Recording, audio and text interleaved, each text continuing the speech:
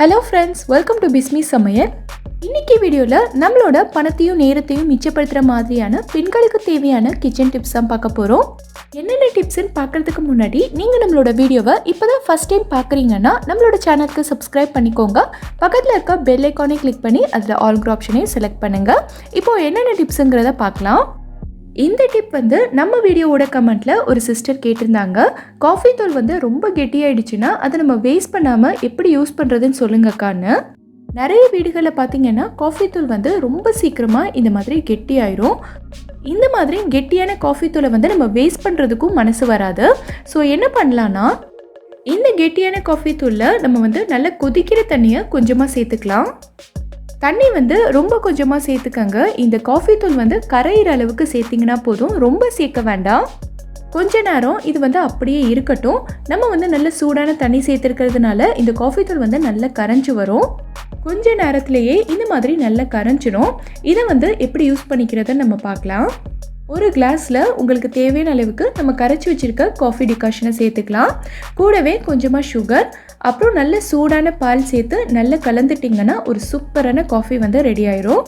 இனிமேல் உங்கள் வீட்டில் காஃபி தூள் கெட்டி ஆகிடுச்சுன்னா அது வேஸ்ட் ஆகிடுச்சுன்னு நினச்சி தூக்கி போட்டுறாதீங்க. இதே மெத்தடில் நீங்கள் மறுபடியும் வேஸ்ட் பண்ணாமல் யூஸ் பண்ணிக்கலாம். காஃபி ரெடி பண்ணிவிட்டு இந்த மாதிரி சர்விங் கிளாஸ்க்கு மாற்றினதுக்கப்புறமா கொஞ்சமாக காஃபி தூளை எடுத்து இந்த மாதிரி மேலே லைட்டாக தூவி விட்டுட்டு நீங்கள் குடிச்சு பாருங்கள். இந்த காஃபியோட வாசனையும் சரி, இதோட டேஸ்ட்டும் சரி வேறு லெவலில் இருக்கும். ட்ரை பண்ணி பார்த்துட்டு எனக்கு கமெண்ட்டில் சொல்லுங்கள். நம்ம எல்லாருமே இந்த மாதிரி நிறைய பட்டு சேலைகள் அடுக்கி வச்சுருப்போம். பட்டு சேலையெல்லாம் நம்ம அடிக்கடி கட்ட மாட்டோம். எப்போயாவது ஃபங்க்ஷன் டைமில் இல்லை ஃபெஸ்டிவல் டைமில் இந்த மாதிரி பட்டு சேலையெல்லாம் நம்ம அடிக்கடி கட்டாமல் கபோர்டையோ இல்லை பீரோலையோ ரொம்ப நாளைக்கு இப்படியே அடுக்கியே வச்சுருக்கிறதுனால இதுலேருந்து ஒரு மாதிரி ஸ்மெல் வர ஆரம்பிச்சிரும். இந்த மாதிரி சேலைகள் அடிக்கிருக்க கபோர்டையோ இல்லை பீரோவையோ நீங்கள் திறந்தாலே போதும், இந்த சேலைகள்லேருந்து ஒரு மாதிரி ஸ்மெல் வர ஆரம்பிச்சிரும். ஸோ இந்த மாதிரி ஸ்மெல் எதுவுமே வராமல் நம்ம கபோர்டும் சரி, இந்த சேலைகளும் சரி எப்போவுமே நல்ல கமன்னு ஒரு ஃப்ரெஷ்ஷான வாசனையோடு இருக்கணும்னா என்ன பண்ணணுங்கிறத பார்க்கலாம். இங்கே பார்த்தீங்கன்னா நான் இந்த ஷெல்ஃப்லையே சேலைகளுக்கு இடையில் இந்த மாதிரி 2 ஸ்டிக் வச்சுருக்கேன். இது என்னென்னா, இது ஒரு பேப்பர் ஸ்டிக்கு தான். இது நம்ம சென்ட் வாங்கும்போது கடைகள்லாம் பார்த்தீங்கன்னா இந்த பேப்பர் ஸ்டிக்கில் தான் சென்ட்டை நமக்கு ஸ்ப்ரே பண்ணி தருவாங்க. இதை நம்ம ஸ்மெல் பண்ணி பார்த்து நமக்கு பிடிச்ச பர்ஃப்யூமை நம்ம வாங்கிக்கலாம்.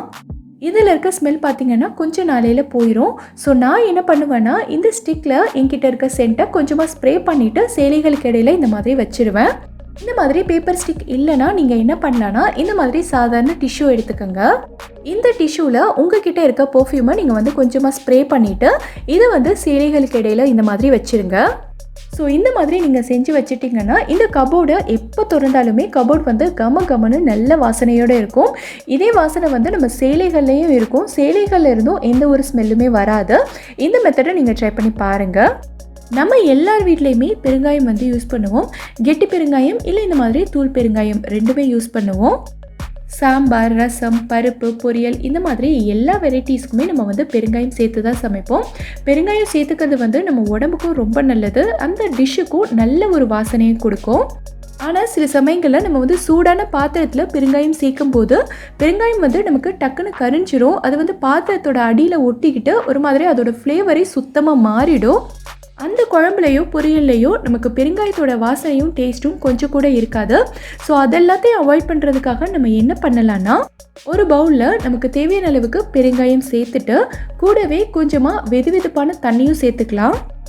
இந்த மாதிரி செய்யும்போது பெருங்காயம் நமக்கு டக்குன்னு கரைஞ்சிரும்.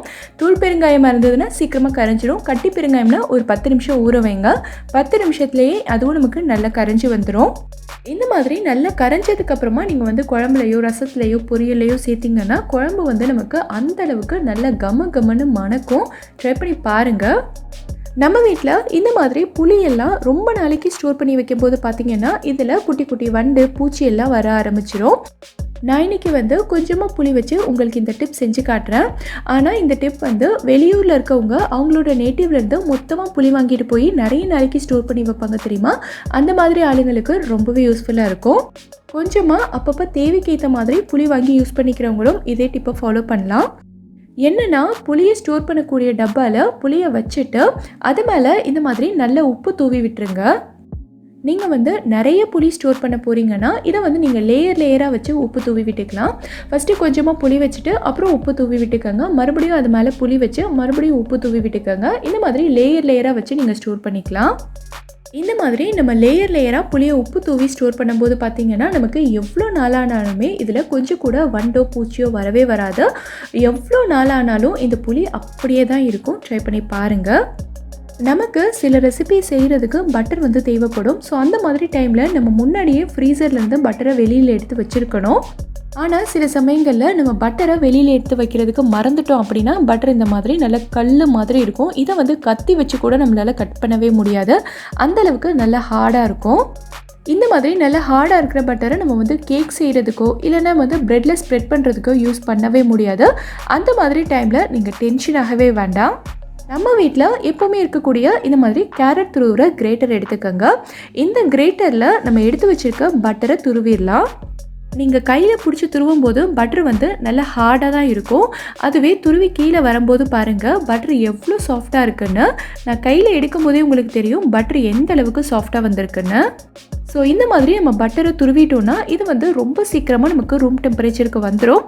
இதை வந்து நம்ம கேக் செய்கிறதுக்கோ இல்லைன்னா ப்ரெட்டில் ஸ்ப்ரெட் பண்ணுறதுக்கோ யூஸ் பண்ணிக்கலாம்.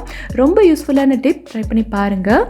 நம்ம வீட்டில் இஞ்சியெல்லாம் நிறைய வாங்கிட்டோன்னா அதை வந்து நம்ம கரெக்டான மெத்தடில் ஸ்டோர் பண்ணி வைக்கணும். அப்போ தான் நமக்கு வந்து நிறைய நாளைக்கு வச்சு யூஸ் பண்ண முடியும்.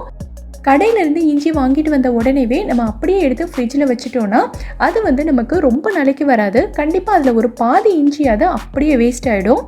ஸோ இந்த மாதிரி இஞ்சி வந்து நமக்கு கொஞ்சம் கூட வேஸ்ட் ஆகாமல் குறைஞ்சது ஒரு 3 மாதத்துக்காவது இதை வந்து அப்படியே ஃப்ரெஷ்ஷாக இருக்கிற மாதிரி எப்படி ஸ்டோர் பண்ணுறதை நம்ம பார்க்கலாம். இஞ்சி வந்து கடையிலேருந்து வாங்கிட்டு வந்த உடனேவே அப்படியே வச்சிடாதீங்க. ஏன்னா இந்த இஞ்சியில் நிறைய மண் அழுக்கு இதெல்லாம் இருக்கும். ஸோ இந்த மாதிரி ஒரு பவுலில் தண்ணி எடுத்துக்கோங்க. இஞ்சியை இந்த தண்ணியில் போட்டுட்டு ஒரு 10 நிமிஷத்துக்கு இதை நல்லா ஊற விட்டுருங்க. ஒரு 10 நிமிஷம் ஊறிச்சினாலே போதும். இந்த இஞ்சியில் இருக்க அழுக்கு மண் எல்லாமே நமக்கு ரொம்ப ஈஸியாக கலந்து வந்துடும். இந்த மாதிரி ஒரு டூத் ப்ரஷ் வச்சு இந்த இடுக்குகளில் இருக்க மண் எல்லாத்தையும் நம்ம வந்து ரிமூவ் பண்ணிக்கலாம்.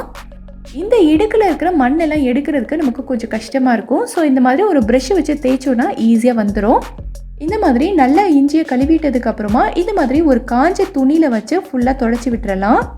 இந்த இஞ்சியில் ஈரம் கொஞ்சம் கூட இருக்கவே கூடாது. இந்த மாதிரி ஒரு துணியால் நல்லா தொடச்சி எடுத்ததுக்கப்புறமா ஃபேனுக்கு அடியில் வச்சு 1 மணி நேரத்துக்கு நல்லா காய விட்டுருங்க. 1 மணி நேரம் விட்டிங்கனாலே போதும். இந்த இஞ்சி வந்து நம்ம ஏற்கனவே தொடச்சி எடுத்துருக்கிறதுனால ரொம்ப சீக்கிரமாக காஞ்சிரும். இப்போது இஞ்சியில் இந்த மாதிரி கருப்பாக இருக்கிறது எல்லாத்தையும் நம்ம வந்து கட் பண்ணி எடுத்துடலாம். இஞ்சியை வந்து நம்ம இப்படியே வச்சு ஸ்டோர் பண்ணிட்டோன்னா நமக்கு ரொம்ப நாளைக்கு வராது. இந்த பகுதியெல்லாம் ஒரு மாதிரி அழுகுன மாதிரி ஆயிரும். ஸோ இது எல்லாத்தையும் நம்ம வந்து கட் பண்ணி எடுத்துடலாம். இப்போது கட் பண்ண இஞ்சி எல்லாத்தையும் இந்த மாதிரி நல்ல ஒரு ஏர்டைட்டான டப்பாவில் வச்சுக்கோங்க.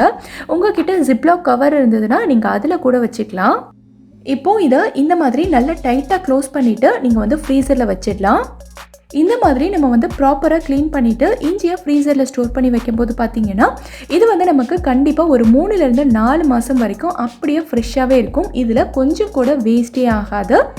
நமக்கு தேவைப்படும் போது ஃப்ரீசர்லேருந்து தேவையான அளவுக்கு மட்டும் எடுத்து நம்ம யூஸ் பண்ணிக்கலாம். கண்டிப்பாக ரொம்ப யூஸ்ஃபுல்லாக இருக்கும். ட்ரை பண்ணி பாருங்கள். இந்த மாதிரி நிறைய வாட்டர் பாட்டில்ஸ் வந்து நம்ம வீட்டில் இருக்கும். இந்த மாதிரி வாட்டர் பாட்டில்ஸ் எல்லாம் நம்ம வாங்கி கொஞ்ச நாளையிலே இந்த பாட்டிலேருந்து தண்ணி வந்து கொஞ்சம் கொஞ்சமாக ஒழுக ஆரம்பிச்சிடும்.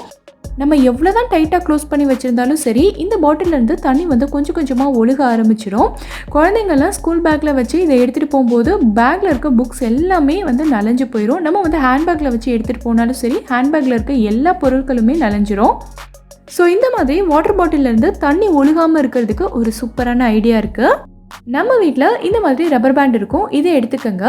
இந்த ரப்பர் பேண்டை பாட்டிலோட வாய்ப்பகுதியில் இந்த மாதிரி போட்டுருங்க. சின்ன ரப்பர் பேண்டாக இருந்துச்சுன்னா ஒரு சுற்றுலே நல்லா டைட்டாக நின்றுக்கும். என்னோடது வந்து கொஞ்சம் பெருசாக இருக்கிறதுனால நான் வந்து 2 சுற்று போட்டிருக்கேன். நம்ம போட்டிருக்க ரப்பர் பேண்ட் வந்து பாட்டிலோட வாய்ப்பகுதியில் மேலேயும் இருக்கக்கூடாது அடியிலையும் போயிடக்கூடாது. இந்த மாதிரி நல்ல சென்டரில் இருக்க மாதிரி போட்டு விட்டுருங்க.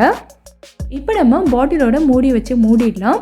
இதுக்கப்புறமா நீங்கள் பாட்டிலை எவ்வளோ குலுக்குனாலும் சரி இந்த பாட்டிலிருந்து ஒரு சொட்டு தண்ணி கூட உங்களுக்கு வெளியில் வரவே வராது. இந்த இடத்துல கேப் இருந்ததுனால தான் தண்ணி வந்து வெளியில் வந்துச்சு. இப்போ நம்ம வந்து ரப்பர் பேண்ட் போட்டு கேப் எல்லாத்தையும் க்ளோஸ் பண்ணிட்டோம். ஸோ தண்ணி வந்து இனிமேல் வெளியில் வரவே வராது. இந்த பாட்டிலை நீங்கள் ஸ்கூல் பேக்லேயோ இல்லை ஹேண்ட் பேக்லேயோ வச்சு நீங்கள் தைரியமாக எடுத்துகிட்டு போகலாம். ஒரு சொட்டு தண்ணி கூட கொட்டவே கொட்டாது. ட்ரை பண்ணி பாருங்கள். பாசிப்பருப்பு, துவரப்பருப்பு, கடலைப்பருப்பு இந்த மாதிரி பருப்பு வகைகள்லாம் நம்ம வாங்கி கொஞ்ச நாளையிலேயே இதிலேருந்து சின்ன சின்ன வண்டு பூச்சி எல்லாம் வர ஆரம்பிச்சிடும். இந்த மாதிரி வண்டு வந்ததையும் புழு வந்ததையும் நம்ம சுத்தமாக யூஸ் பண்ண மாட்டோம், அப்படியே தூக்கி போடுற மாதிரி தான் இருக்கும். ஸோ இந்த மாதிரி பிரச்சனைகள்லாம் இல்லாமல் இந்த மாதிரி பருப்பு வகைகளை நம்ம ரொம்ப நாளைக்கு எப்படி ஸ்டோர் பண்ணி வைக்கிறதுன்னு பார்க்கலாம். பருப்பு வகைகளை நம்ம பேக்கெட்லேருந்து பிரித்து அப்படியே டப்பாவில் டைரெக்டாக கொட்டுறதுக்கு முன்னாடி இந்த மாதிரி ஒரு பேனில் போட்டு லைட்டாக வறுத்துக்கலாம். ரொம்ப வறுக்கணுன்ற அவசியம் இல்லை. ஸ்டவ்வை வந்து நல்லா குறைச்சி வச்சுட்டு வாசனை வர அளவுக்கு இதை நம்ம வறுத்துக்கலாம். இந்த மாதிரி பேனில் கொட்டி வறுத்துக்கலாம். அப்படி இல்லைனா உங்கள் ஊரில் நல்லா வெயில் அடிக்குது அப்படின்னா நீங்கள் வெயிலேயே கொட்டி இந்த பருப்பை ஒரு 2 மணி நேரத்துக்கு நல்லா காய விட்டுருங்க. இந்த மாதிரி நம்ம வெயிலில் கொட்டி நல்லா காய விட்டுட்டு அதுக்கப்புறமா டப்பாவில் ஸ்டோர் பண்ணும்போது இதில் ரொம்ப நாளைக்கு வண்டு வரவே வராது. இப்போ நம்ம பேனில் சேர்த்து வறுத்ததையும் அப்படியே டப்பாவில் கொட்டி மூடி வச்சிடக்கூடாது. இதை ஃபஸ்ட்டு ஒரு பிளேட்டில் கொட்டி நல்லா ஆற விடுங்க. ஆறுனதுக்கப்புறமா தான் நம்ம வந்து இதை டப்பாவில் ஸ்டோர் பண்ணணும். நல்லா ஆறுனதுக்கப்புறமா இந்த மாதிரி ஒரு டப்பாவில் கொட்டி நல்லா டைட்டாக மூடி வச்சிடலாம். இந்த மாதிரி நம்ம ஸ்டோர் பண்ணி வைக்கும்போது எந்த பருப்பாக இருந்தாலும் சரி நமக்கு ரொம்ப நாளைக்கு இதில் வண்டு பூச்சி எதுவுமே வராது. நம்ம ரொம்ப நாள் வச்சு யூஸ் பண்ணிக்கலாம். ட்ரை பண்ணி பாருங்கள். இந்த வீடியோவில் நான் சொல்லியிருக்க எல்லா டிப்ஸுமே உங்களுக்கு ரொம்பவே யூஸ்ஃபுல்லாக இருக்கும்னு நினைக்கிறேன். எந்த டிப் உங்களுக்கு ரொம்ப யூஸ்ஃபுல்லாக இருந்ததுங்கிறத கீழே இருக்க கமெண்ட்டில் எனக்கு சொல்லுங்கள். இந்த வீடியோ பிடிச்சிருந்தா லைக் பண்ணுங்கள். உங்கள் ஃப்ரெண்ட்ஸ் உங்கள் ஃபேமிலி மெம்பர்ஸ் கூட இந்த வீடியோவை ஷேர் பண்ணுங்கள். மறக்காமல் நம்ம பிஸ்மி சமையலுக்கு சப்ஸ்கிரைப் பண்ணிவிட்டு பக்கத்தில் இருக்கக்கூடிய பெல் ஐக்கானையும் கிளிக் பண்ணி அதில் ஆல்ங்கிற ஆப்ஷனையும் செலக்ட் பண்ணுங்கள். தேங்க்யூ.